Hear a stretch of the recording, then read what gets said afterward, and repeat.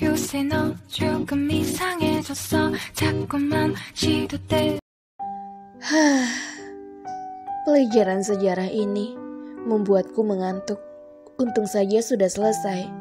Celetuk Brandon dari belakang. Ia mengemasi buku dan peralatan tulisnya, kemudian memasukkannya ke dalam tas, lalu bangkit dan menuju meja sang kekasihnya. Sayang, ayo, perutku sangat lapar.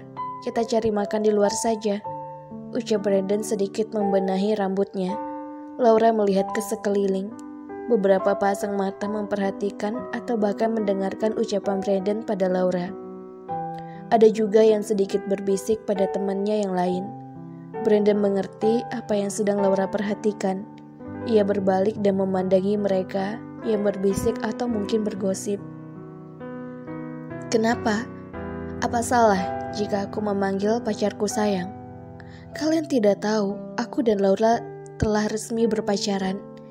Tidak usah ikut campur urusan orang lain, ucap Brandon galak. Mereka pun langsung buru-buru pergi. Sudah, ayo sayang cepat. Ayo, aku sangat lapar Laura. Akhirnya mereka pun pergi melesat menggunakan mobil milik Brandon.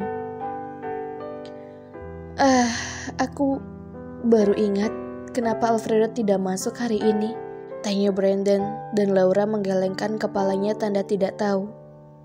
Laura, jika memang kamu tidak tahan tinggal dan bekerja Taman Versailles, kamu bisa mengatakannya padaku. Aku bisa membelikanmu sebuah apartemen pribadi untukmu. Kamu juga tidak perlu repot-repot bekerja seperti ini, jelas Brandon. Tidak usah, aku tidak apa-apa kok sayang. Aku suka dengan pekerjaanku saat ini Brandon. Kamu tidak perlu khawatir, aku baik-baik saja, jawab Laura dengan semangatnya. Apa tadi? Kamu manggil apa tadi sayang? Tanya Brandon yang berpura-pura tidak mendengar perkataan Laura barusan. Sayang, jawab Laura polos. Hal itu membuat pipi Brandon kembali memerah seperti udang rebus. Sayang, aku paling suka kamu manggil aku sayang, ujar Brandon, tangannya memukul sayang lengan Laura. Laura membelalakkan matanya, menatap Brandon. Entah apa yang terjadi pada Brandon. Baru kali ini Laura melihat sisi manjanya Brandon, karena selama ini Laura hanya melihat sisi baik dan lembutnya Brandon. Suka dengan pekerjaanmu ya sayang, atau karena kamu tidak mau jauh-jauh dari aku? Tenang saja, masalah itu kamu tidak akan kemana-mana, tetap di Taman Versailles, ujar Brandon pada Laura. Setelah menemukan tempat di mana mereka akan makan, mereka pun turun dan memesan makanan. Kemudian setelah selesai, Brandon membutuhkan untuk mengantar Laura pulang karena Brandon ada jadwal pekerjaan mendadak hari ini. Maaf ya sayang, tadinya aku ingin mengajakmu jalan-jalan, tapi ternyata aku masih punya jadwal kerja di perusahaan, ucapnya sambil menyetir. Iya, gak apa-apa kok.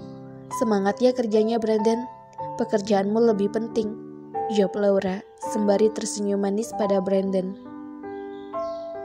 Pekerjaanku memang penting, tapi kamu adalah prioritasku, ujar Brandon. Tentu saja ucapan Brandon yang barusan membuat Laura memerah dan menunduk malu.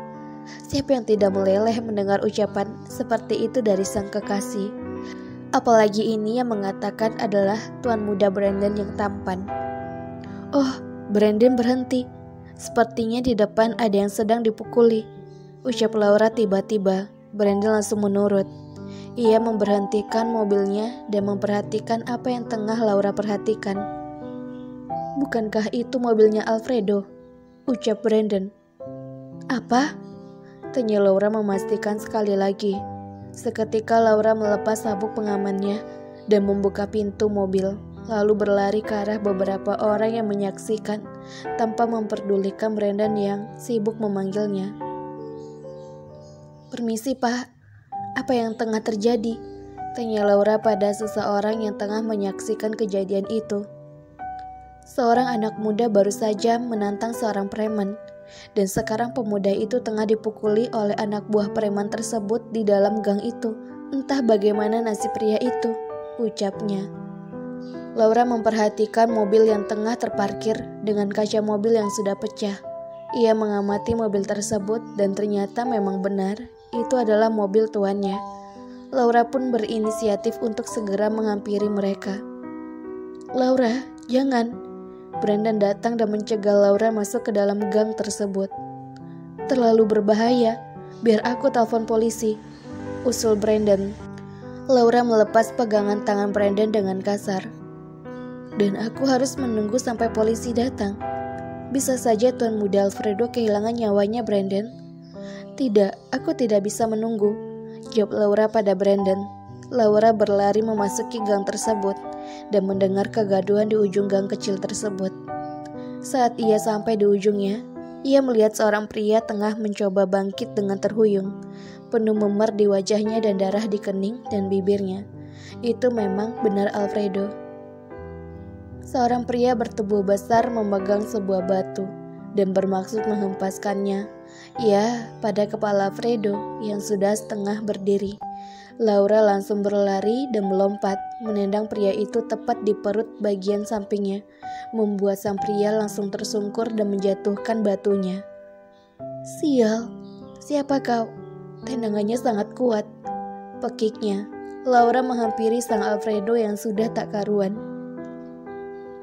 "Tuan, apa Tuan baik-baik saja?" ucap Laura membantu Alfredo berdiri. Alfredo yang melihat Laura lalu mendorong perempuan itu menjauh. "Aku baik-baik saja, pergilah, ini bukan urusanmu," bentak Alfredo yang enggan ditolong sama Laura. "Jangan bilang baik-baik saja, karena sebenarnya kau tidak baik-baik saja." Laura mengambil satu tangan Alfredo dan membawanya ke bahunya bermaksud untuk membopong Alfredo yang sudah payah berjalan. Baru sebentar berjalan, mereka berdua tersungkur karena seseorang baru saja menendang punggung Laura. "Au!" pekik Laura. Ia menoleh ke belakang dan melihat orang. Tidak. 7 orang laki-laki berbadan besar dan beberapa diantaranya memegang alat seperti tongkat baseball. Dan ada juga yang membawa pisau. "Bagaimana ini? Gue tidak mungkin melawan mereka semua," batin Laura sembari menghela nafasnya kasar.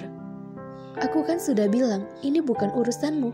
Sudah sana pergi, aku bisa mengatasinya," ucap Alfredo. Laura langsung berdiri dan mengambil sikap kuda-kuda, bermaksud untuk nekat menyerang mereka semua. Meski tidak tahu bagaimana nasibnya nanti, intinya ia harus menyelamatkan Alfredo terlebih dulu. "Tuan, pergilah dan carilah bantuan," pekik Laura dan langsung maju. Alfredo melongo dan membelalakkan matanya. Bagaimana bisa perempuan bertubuh mungil ini begitu berani menyerang para pria bertubuh besar itu dengan tangan kosong? "Anak itu sudah gila," ucap Alfredo. Alfredo malah terbengong menyaksikan Laura yang terus diserang oleh orang-orang itu, bukannya pergi mencari bantuan. "Wah, ini bocil, ternyata bukan sembarangan bocil. Selama ini aku sudah menganggapnya remeh. Aku kira ia hanya wanita cupu, ternyata dia suhunya. Hebat sekali, sampai-sampai aku tidak bisa berpikir lagi dibuatnya. Berarti selama ini aku melindungi masternya," gumamnya menatap kagum ke arah Laura. Laura sempat beberapa kali terkena pukulan dari tongkat baseball, tapi fisiknya memang sangat kuat.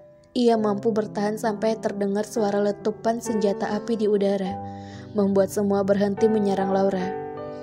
"Berhenti, kalian sudah dikepung." Brandon berlari dengan beberapa polisi menangkap para preman itu. Laura terduduk dan bernafas lega saat melihat Brandon datang membawa polisi. Pandangan Laura beralih pada Alfredo yang masih diam terduduk menyaksikan dirinya. Maka Laura pun menghampiri Alfredo. Ia duduk di hadapan Alfredo. "Tuan terluka sangat parah.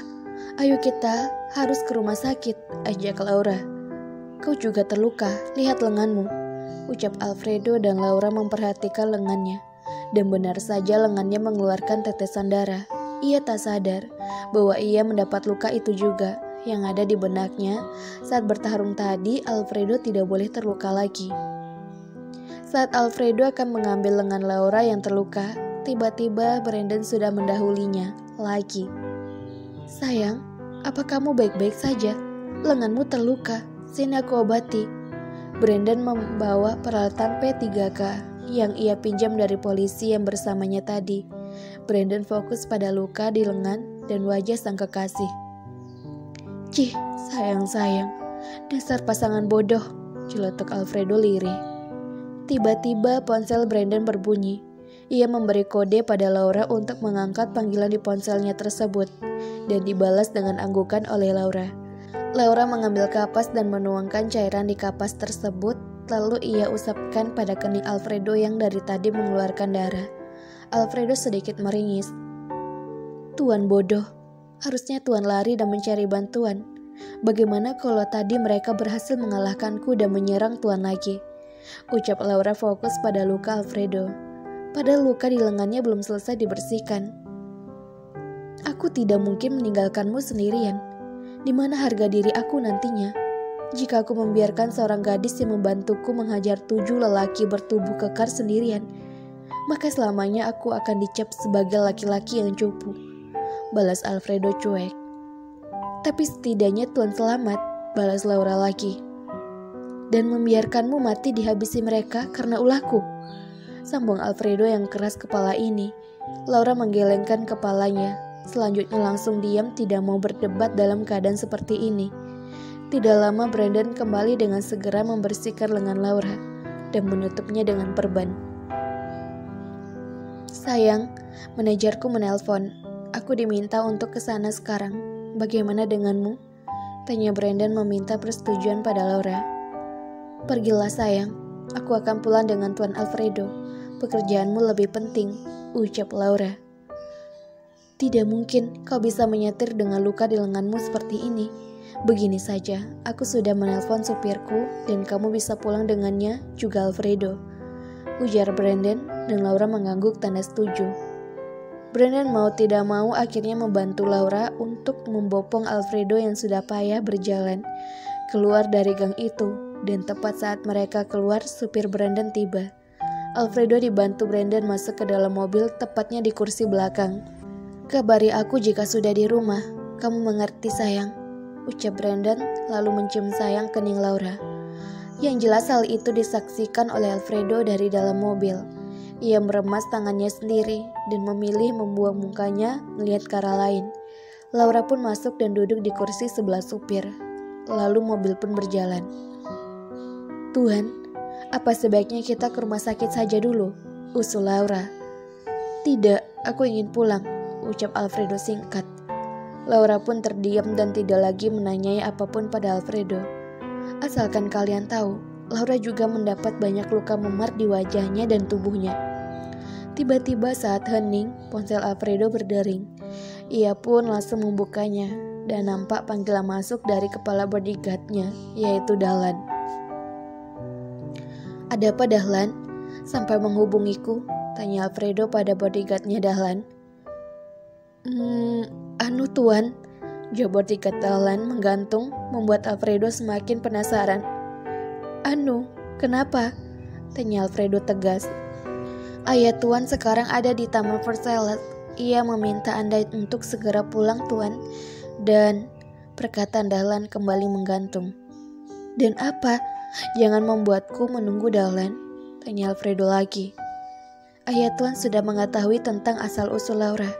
Dan hal ini membuat ayah tuan ingin berjumpa langsung dengan Laura. Alfredo mengernyitkan dahinya kebingungan dengan perkataan Dahlan barusan, dan bertanya-tanya kenapa sampai ayahnya ikut turun tangan masalah Laura. Tuan, ada apa?